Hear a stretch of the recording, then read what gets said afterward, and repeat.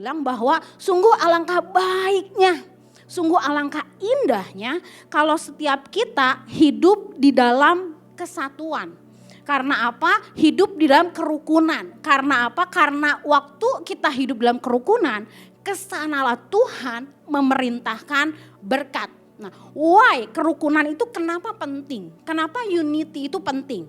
Karena di Roma 15 ayat 5 dibilang semoga Allah sumber ketekunan dan penghiburan mengaruniakan kerukunan kepada kamu sesuai dengan kehendak Kristus Yesus. So kerukunan itu kehendaknya Tuhan.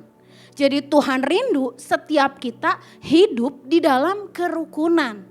Nah, saya punya anak, yang satu umur 10, yang satu umur 7. Nggak ngerti kenapa,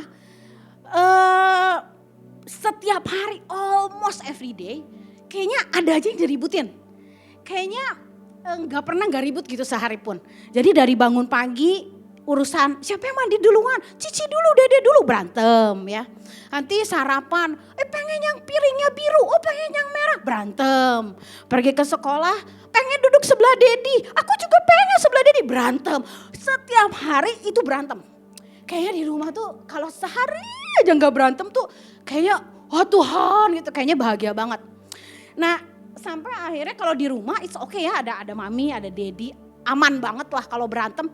Hush gitu ya, ada berbagai macam cara yang kita bisa amankan gitu ya. Nah hal yang luar biasa itu kalau kita pergi, karena dalam 1 tahun kan pasti kita ada bisnis trip keluar kota, ada pelayanan ke Bali, keluar kota juga.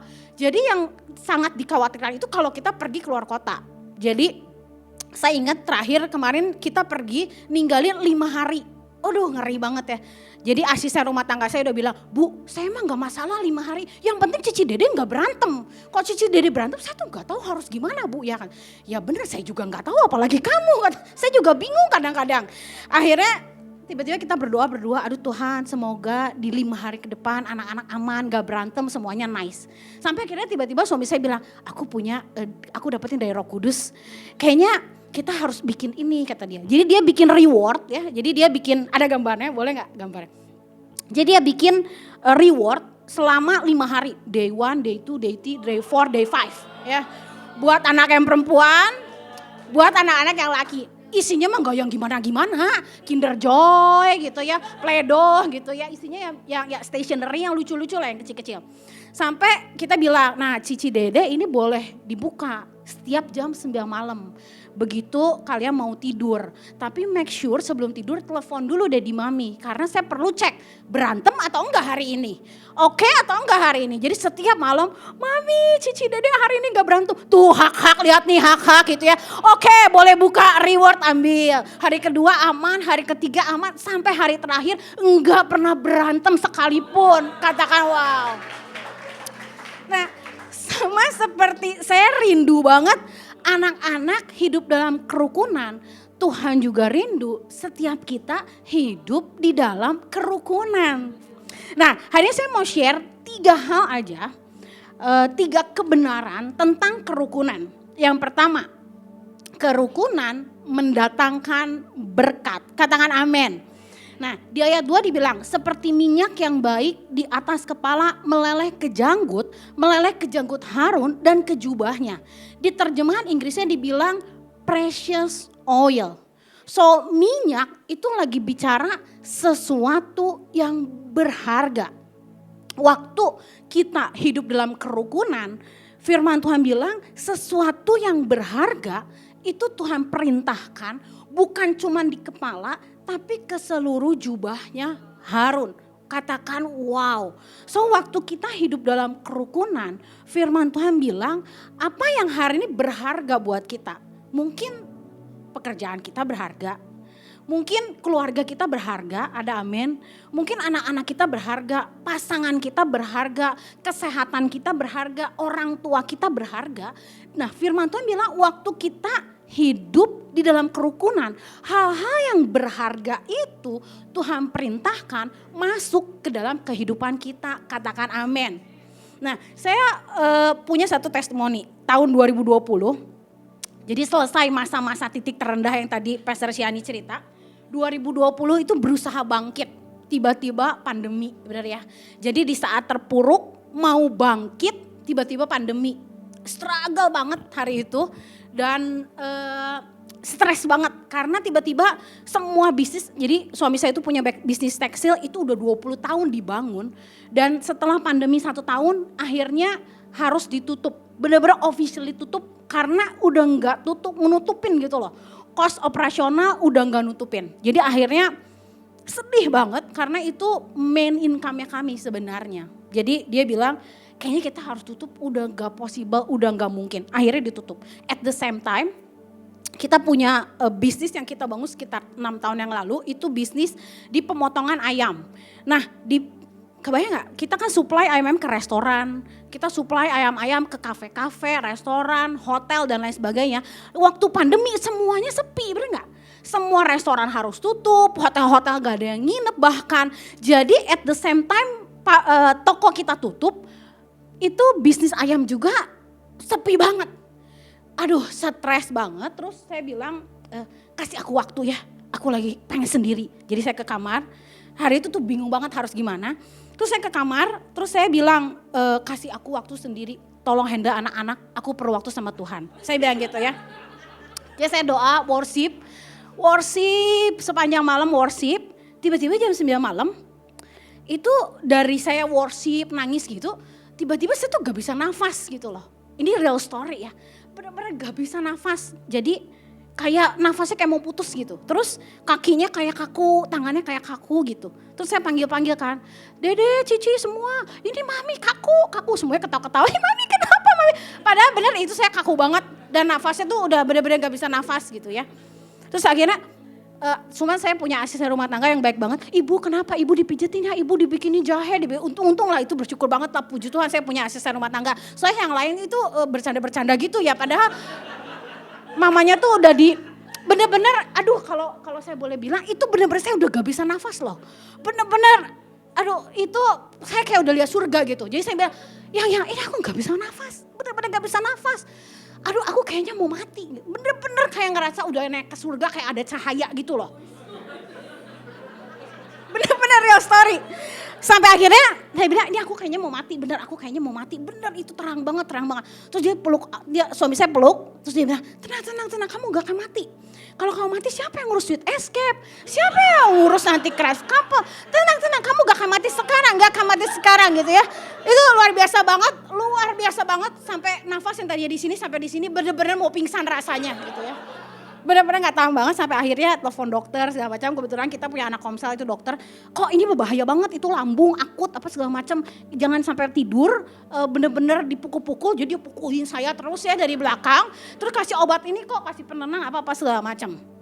Nah dari situ akhirnya yang kamu udah jangan pikirin apa-apa. Sweet Escape mana masih lama, udah aja kamu jangan stres. Dalam hati bukan mikirin itu juga anyway ya. Karena kondisi dan situasi berat. Tapi akhirnya besok pagi saya bisa tidur, dikasih obat tidur. Saya tidur sebentar sekitar 2 jam, terus saya bangun, saya berdoa. Terus saya cuma diingetin satu gambar. Boleh gak kasih lihat gambar? Nah di gambar ini saya cuma diingetin tiba-tiba Tuhan bilang dalam hidup gak semua hal bisa kita kontrol. Ada hal-hal yang bisa kita kontrol, ada hal-hal yang enggak bisa kita kontrol. Dan jangan fokus sama hal-hal yang gak bisa kita kontrol. Tapi fokus sama hal-hal yang bisa kita kontrol. Apa kata orang itu kita gak bisa kontrol. Apa yang pasangan kita lakukan sama kita itu kita gak bisa kontrol. Bagaimana kondisi COVID hari itu kita gak bisa kontrol. But kita bisa kontrol respon kita. Kita bisa kontrol apa yang harus kita lakukan. Dan saya cuma dapetin satu hal, everything that we cannot control, believe that God can control. Katakan amin. Saya cuma percaya segala sesuatu yang kita nggak bisa kontrol, kita percaya sama Tuhan. Karena cuma Tuhan yang bisa kontrol everything. Katakan yes. Nah akhirnya suami saya bilang, dia datang kayaknya dia merasa bersalah. Terus dia peluk saya, terus dia bilang, yang bisnis kita boleh hancur. Kerjaan boleh hancur. Tapi pernikahan kita jangan sampai hancur. Tapi keluarga kita jangan sampai hancur. Anak-anak kita jangan sampai hancur. Karena itu cuma satu-satunya yang berharga buat hidup kita. So hari itu saya memutuskan, saya terlalu percaya waktu kita menjaga kerukunan. Hal-hal yang berharga itu Tuhan jagain. Hal-hal yang berharga itu Tuhan perintahkan masuk ke dalam hidup kita. Dan di tahun 2021 amazing, Tuhan itu Tuhan yang luar biasa. Di 2021 justru itu kayak titik balik, turning point di area bisnis kami. Jadi di 2021 akhirnya setelah vakum 1 tahun Tuhan pertemukan kami dengan beberapa orang. Akhirnya kita bisa buka lagi toko kainnya. Di 2021 akhirnya kita bisa beli beberapa aset.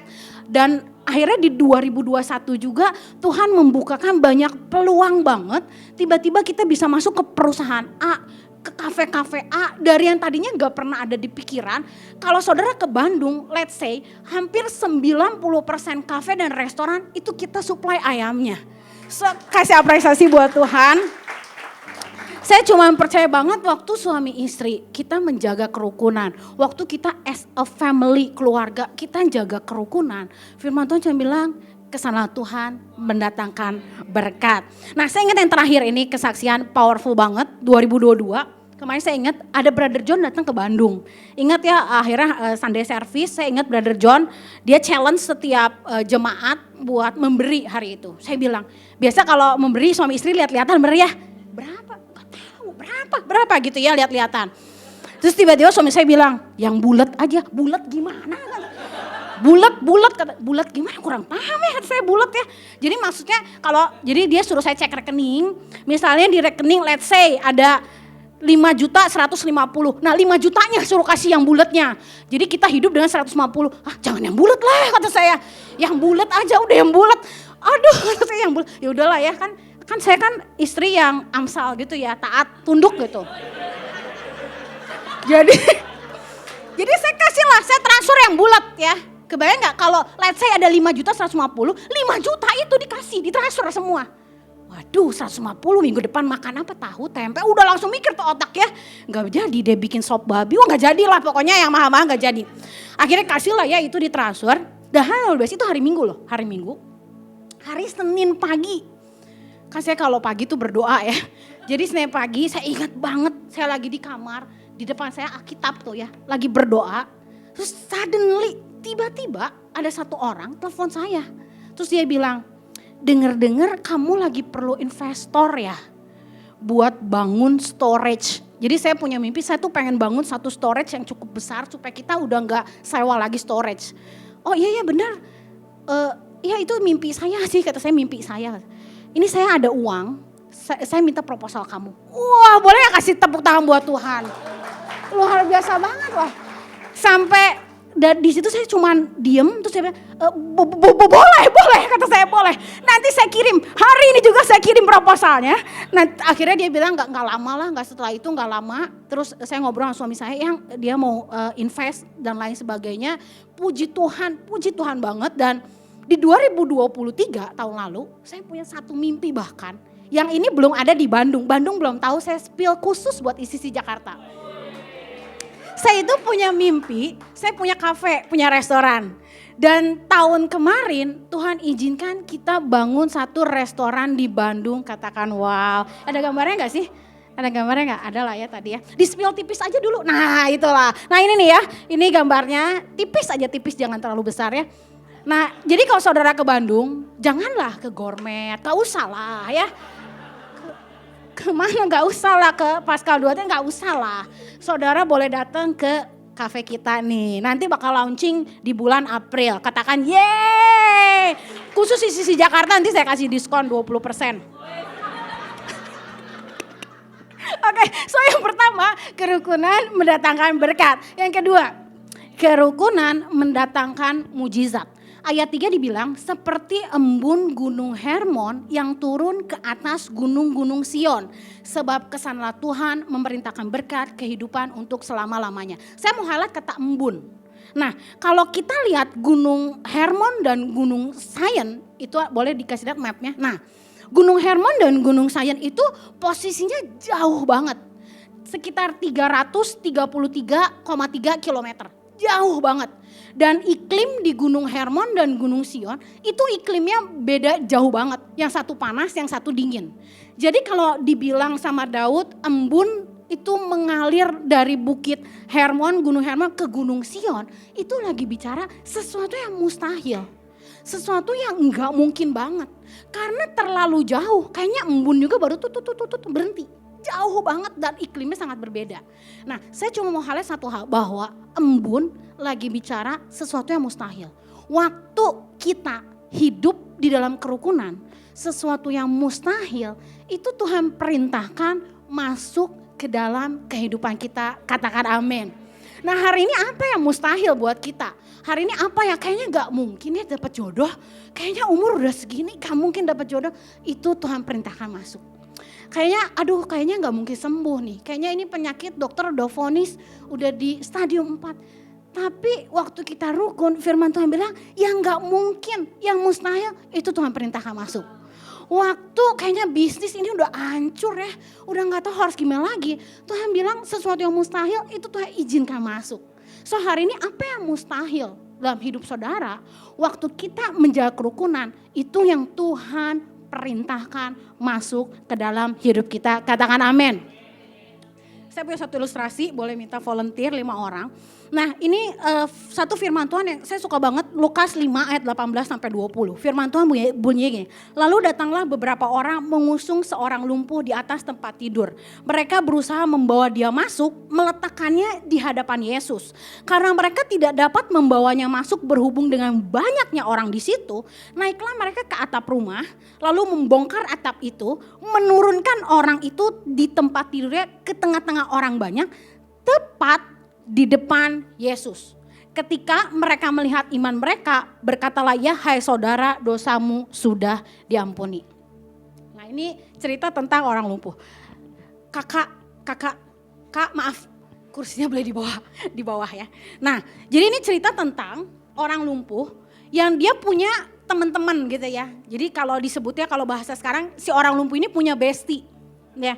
Nah jadi waktu si orang lumpuh ini lumpuh, si bestie-bestinya itu membawa si orang lumpuh di tengah kerukunan buat mendekat sama Yesus. Let's say saya Yesus, let's say ya. Jadi orang lumpuh ya. Nah yang 4 ini bestie-bestinya si orang lumpuh nih. Boleh gak tolong angkat si orang lumpuh mendekat tepat di depan Yesus.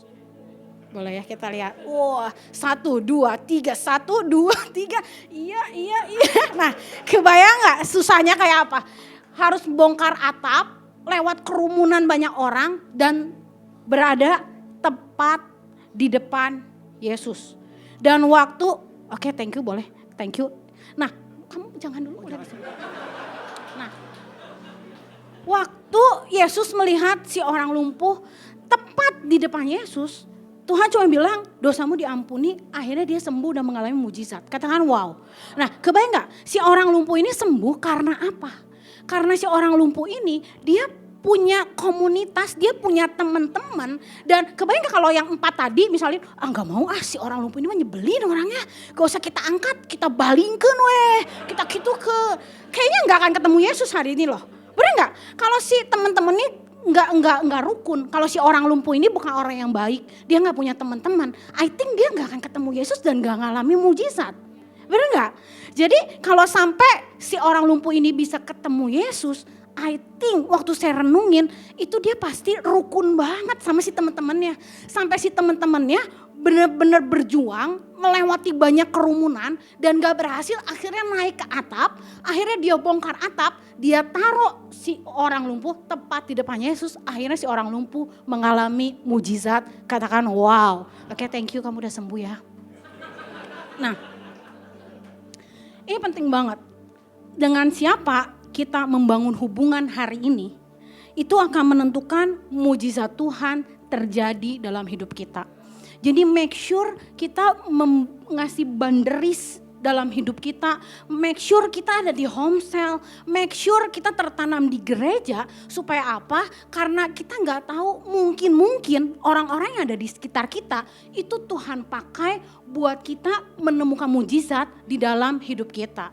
So yang kedua, kerukunan mendatangkan mujizat. Yang terakhir, kerukunan mendatangkan hadirat Tuhan. I think ini yang paling penting. Di ayat 3 dibilang, embun itu mengalir ke Bukit Sion. Katakan Bukit Sion. Nah, kalau kita pelajari, Bukit Sion itu menggambarkan hadirat Tuhan.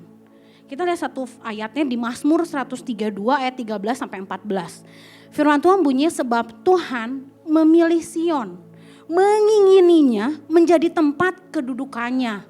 Inilah tempat perhentianku selama-lamanya. Di sini aku hendak diam sebab aku mengingininya. Terjemahan di JNT-nya bagus. The Lord has chosen Zion. He wants to make it his home. This is where I will live forever. This is where I want to rule. Katakan wow. So Sion itu lagi bicara hadirat Tuhan. Waktu kita hidup di dalam kerukunan, kita lagi menarik hadirat Tuhan masuk ke dalam hidup kita. And what will happen waktu hadirat Tuhan masuk atau ada dalam hidup kita? Ada kekuatan yang baru, katakan amin. Where there is God present, there is strength. Di mana ada hadirat Tuhan, di sana ada kekuatan Tuhan. Kekuatan kita buat terus berjuang, kekuatan kita buat terus fighting, kekuatan buat ada pengharapan, kekuatan buat ngelihat ke depan itu pasti ada hal yang baik, kita bakal terus berjalan gak jadi lemah, kita bahkan berlari gak jadi lesu dan lemah. Katakan wow.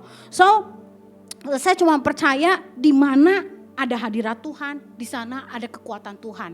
Dan waktu kita as husband and wife hidup dalam kerukunan, waktu keluarga kita hidup dalam kerukunan, waktu orang tua dan anak-anak hidup dalam kerukunan, waktu kita sesama home cell hidup dalam kerukunan, saya percaya kesanalah Tuhan memerintahkan berkat dan hadirat Tuhan itu ada buat hidup kita, katakan yes. Nah, ada satu cerita story of the Great Wall of China. Nah, beberapa abad yang lalu, Cina kuno itu dia mengamankan perbatasannya dari penjajah dari utara. So, Cina itu membangun yang hari ini kita terkenal banget the Greatest Wall of China atau tembok besar Cina. Nah, tembok ini itu namanya aja tembok besar ya, berarti besar banget. Kalau kita lihat panjangnya itu 1.500 miles, lebarnya 40 feet, tingginya 50 feet, itu besar banget. Bahkan dibilang tembok itu terlalu tinggi buat ditembus musuh, terlalu tebal buat dirobohkan, dan tembok itu terlalu panjang buat dilewati. Cina juga menaruh beberapa tentara di banyak titik supaya mereka aware begitu ada serangan, mereka tahu apa yang harus mereka lakukan. Nah, ini yang penting. Di dalam 100 tahun pertama, si tembok besar Cina ini itu berhasil diserang sebanyak 3 kali. Katakan wow, besar banget, gede banget, nggak mungkin harusnya bisa diserang sama musuh. Tapi tembok besar ini dalam 100 tahun pertama 3 kali berhasil diserang. Why? Karena apa? Karena si penjaga atau gatekeepersnya itu berhasil disuap oleh musuh. Katakan wow. Jadi selama penjaga gatekeepersnya itu berhasil disuap, akhirnya dia buka pintu, akhirnya musuh bisa masuk dan menyerang tembok besar Cina.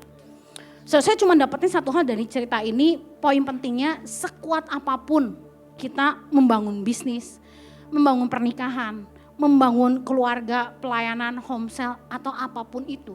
Ketika nggak ada kerukunan, ketika nggak ada kesehatian, kita itu seperti gatekeepers yang sedang membuka celah buat iblis, buat musuh datang dan menyerang. So, mari ICC, saya rindu banget ICC Jakarta. Kita as one body. Kita sebagai satu gereja, mari kita menjaga kerukunan dan kesatuan. Karena yang pertama kerukunan mendatangkan berkat. Yang kedua kerukunan mendatangkan mujizat. Yang ketiga kerukunan mendatangkan hadirat Tuhan. Katakan wow. Saya mau tutup, boleh kasih apresiasi buat Tuhan.